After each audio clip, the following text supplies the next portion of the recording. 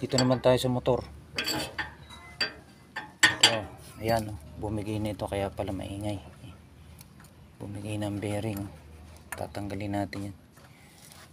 Ito yung para sa inner. Inner bearing yan. Yan. Ito naman yung bago. Ulitan ng bago. Papalit natin dito. Mabuti at may bukas pang tindahan. Auto supply.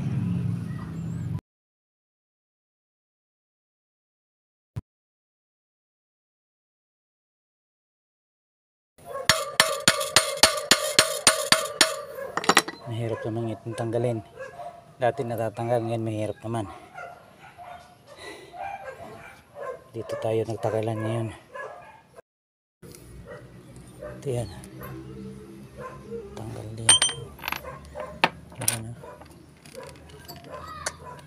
Nung ang hirap.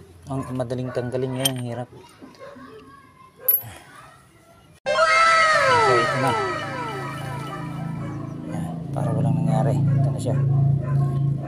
Hindi ko kanina nakuha ng video kanina nung nakakalso pa siya, pero ayos na yan.